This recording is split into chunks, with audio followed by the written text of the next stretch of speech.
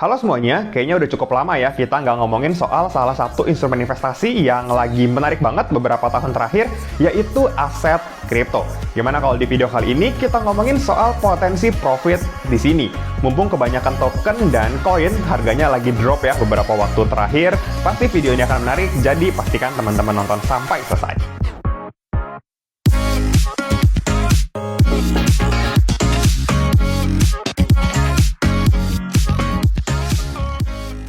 Gimana kondisi aset kripto kalian? Aman? Salah satu big caps-nya yang paling besar yaitu BTC udah drop lebih dari 70%. Di akhir tahun 2021 itu harganya sempat menyentuh 69 ribuan dan di 2022 ini di pertengahan tahun harganya sempat drop ke 17 ribuan. Bayangin dari 69 ribu drop ke 17 ribu dolar. Semoga kalian termasuk golongan nih yang udah take profit duluan ya saat uptrendnya patah di sekitar 40 sampai 42 ribu dolar.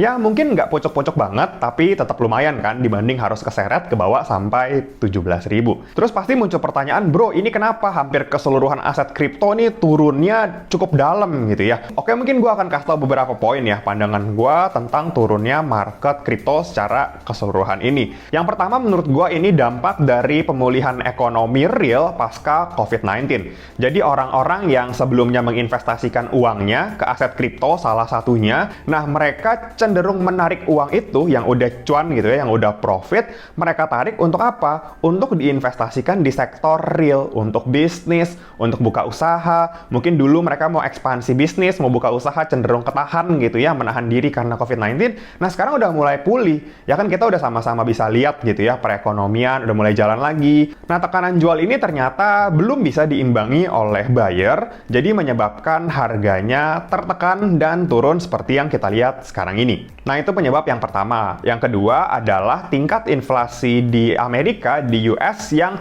nilainya jauh di atas konsensus. Dan ini membuat The Fed akhirnya harus mengambil keputusan menaikkan suku bunga mereka 75 basis poin yang adalah kenaikan tertingginya dalam 30 tahun terakhir. Nah, dengan kenaikan suku bunga seperti ini, ada potensi orang-orang yang dulunya berinvestasi ke risky aset seperti aset kripto salah satunya, berpikir untuk memindahkan investasi mereka ke instrumen yang lebih low risk. Ya kalau suku bunga naik artinya bunga bank, bunga deposito gitu akan mengikuti naik juga. Daripada full exposure-nya ke risky aset seperti aset kripto, mereka mau pindahin sebagian untuk diversifikasi ke aset yang lebih rendah risikonya. Dan lagi-lagi ini menyebabkan tekanan seller yang belum bisa diimbangi oleh buyer. Itu yang kedua. Lalu yang ketiga adalah salah satu kasus yang cukup menggemparkan ya, yang sangat heboh banget di dunia kripto, yaitu kasusnya Luna. Ya kita sama-sama tahu kemarin itu memang ada yang berhasil memanfaatkan fraud ya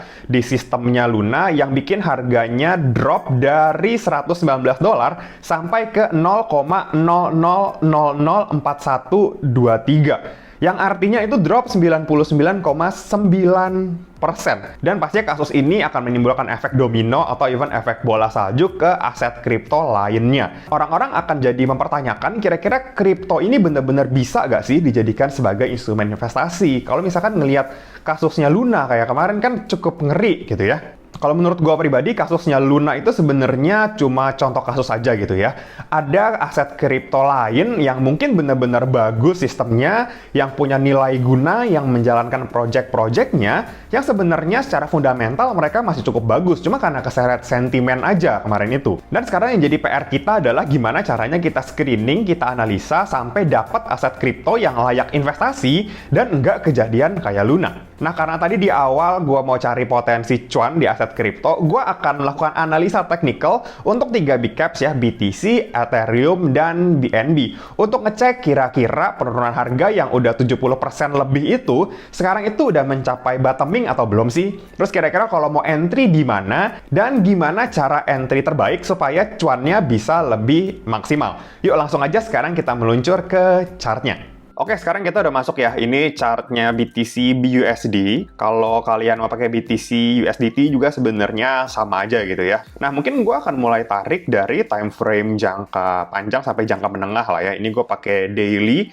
Sebenarnya kalau kita lihat ya, daily-nya ini ada double top yang lumayan besar ya. Kalau gue sih ngeliatnya gini. memang dia saat ini lagi di fase downtrend ya, karena terus konsisten membentuk lower high dan lower low.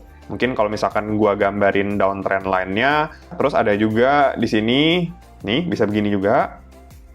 Terus untuk batas bawahnya mungkin kayak gini, ya. Nah, kalau misalkan kita lihat begini gitu ya, berarti kan ini model-model kayak falling wedge gitu ya, lagi konsolidasi, tapi apakah dia akan segera breakout dan langsung naik? Menurut gue sih nggak dulu ya. Dia menurut gue masih akan sideways ya, konsolidasi di sini. Mungkin kalau kita lihat time frame-nya sampai si falling wedge-nya ini selesai, itu di sekitar pertengahan Agustus lah.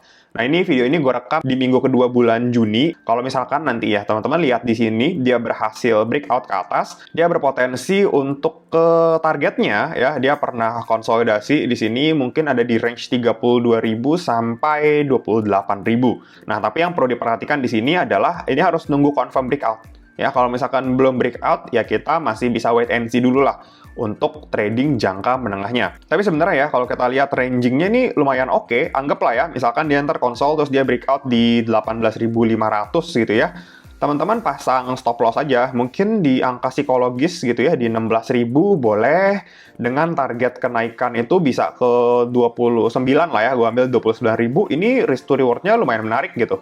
Risk-nya 13%, reward-nya bisa 60%-an. Nah, tapi nanti ya, setelah konfirmasi dia breakout dengan volume. Nah, kalau misalkan kita turun nih ke time frame 1 jam gitu ya, untuk lihat jangka waktu yang lebih pendek, menurut gue ini juga cukup menarik ya. Kenapa? Karena di sini kita bisa lihat sebenarnya si BTC-nya sudah mulai ada perlawanan ya, dan tidak membentuk lower low lagi. Ya, low-nya di sini dengan volume guyuran yang besar, nih teman-teman bisa lihat ya, volume merah di sini. Terus ketika dia naik dan turun, ini cenderung volumenya mengecil. Oke, konsolidasi yang mengecil. Terus ketika naik lagi di sini, ini ada volume yang hijau nih, udah mulai rame. Lihat ya, volumenya mulai dominan warna hijau. Tuh, beda sama waktu sebelumnya. Nah, berarti ini ada potensi, sebenarnya ada perlawanan. Kalau teman-teman mau lihat trading di time frame yang pendek ya, menurut gua bisa sangat-sangat menarik ya kalau misalkan BTC bisa naik di atas 21.600 ya. Dia bisa bikin cup and handle dan ini bisa jadi trading plan juga ya untuk time frame pendeknya nih tuh. Kalau misalkan dia break ya, berpotensi naik dan mungkin kalau misalkan confirm gitu ya, malah dia bisa break duluan di sini. Targetnya ke berapa? Oke, targetnya kan kalau misalkan kita lihat cup and handle, gue ambilnya dari sini ke sini. Tuh, targetnya 4.000. Lumayan, dari 21.600 break 4.000 plus berarti ke sekitar 25.700 sampai 26.000 lah. Dia sebenarnya time frame pendeknya kalau kita lihat di 15 menit ini udah lebih kelihatan ya. Dia lower low, lower high, terus tiba-tiba break, naik terus retest ke sini. Ini sebenarnya udah cukup menarik juga. Ya, dia nggak turun di bawah 19.200 dan bisa naik, ini oke. Ya kalau mau entry, bolehlah sebenarnya di sekitar ini, stop loss di 19.200, itu cukup menarik. Target 25.600 sampai 26.000. Ini untuk BTC. Selanjutnya, kita masuk ke Ethereum, ETH BUSD. Oke, nah sebenarnya polanya juga mirip ya, kalau misalkan gua coba tarik ke daily ya, kayak BTC tadi, dia juga memang lagi downtrend. Kalau misalkan kita lihat dari atas ini ya, high-nya itu sempat di angka 4.800 ya. Sekarang drop ke 1.100. Turunnya ada berapa nih?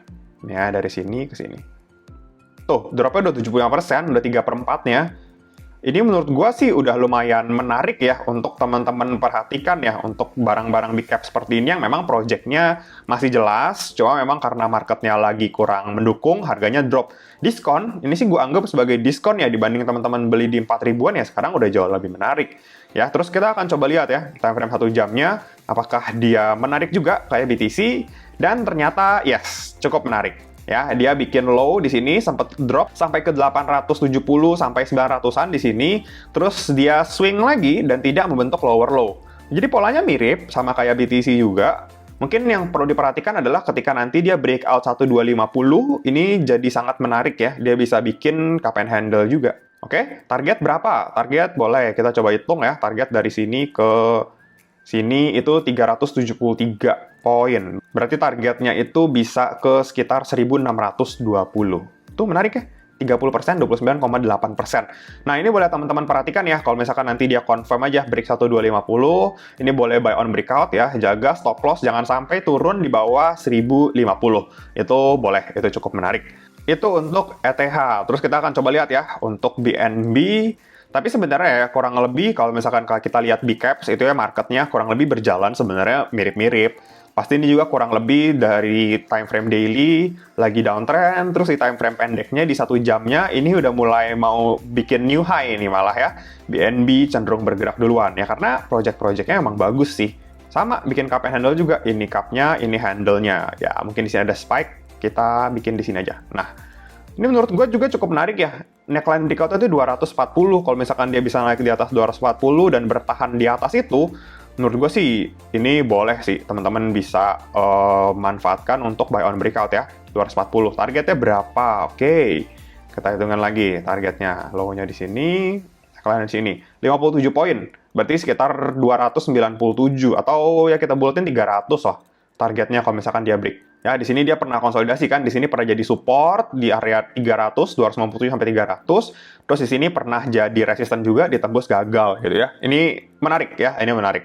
Oke, jadi kurang lebih gitu ya pandangannya untuk 3 big caps di aset kripto. Sebenarnya pandangannya kurang lebih sama ya. Dia udah mulai berhenti bikin lower low, sekarang malah mencoba untuk bikin higher high. Jadi semuanya kelihatan lagi menarik ya di time frame 1 jamnya. Terus kalau misalkan di sini ada teman-teman yang mungkin baru memulai investasi di aset kripto dan nanya, bro belinya lewat mana? Oke, gue mau saranin Ajaib Kripto. Ya, aplikasinya bisa langsung teman-teman download aja di Play Store dan App Store. Pastinya Ajaib Kripto, PT Kagum Teknologi Indonesia berizin dan diawasi oleh Bapepti. Jadi udah resmi, legal, dan aman. Kalian bisa dapetin hadiah-hadiah yang menarik dengan daftar pakai kode ajaib KEVI217 yang dimasukkan saat awal pendaftaran. Nanti setelah daftar dan punya akun, kalian bisa lakukan yang namanya DCA atau Dollar Cost Averaging ya, dengan membeli aset kripto yang memiliki fundamental baik dengan cara mencicil rutin setiap bulannya atau setiap waktu tertentu. Misalkan kalian mau beli secara mingguan, boleh. Mau beli secara bulanan habis gajian, gitu juga boleh. Menurut gue itu adalah metode entry yang cocok untuk diterapkan di kondisi seperti sekarang ini. Dan pastinya disclaimer on, analisa ini adalah pendapat dan sudut pandang gue pribadi. Pastinya sebelum mengambil keputusan, teman-teman di sini harus melakukan research dan analisanya masing-masing. Oke, mungkin sekian dulu video kali ini. Semoga bisa bermanfaat dan jadi tambahan referensi untuk kita semua. Happy investing, thank you! Sekian dulu ya video kali ini. Jangan lupa like, comment, subscribe, dan share video ini supaya bermanfaat bagi orang lain. Thanks for watching and see you on the next video.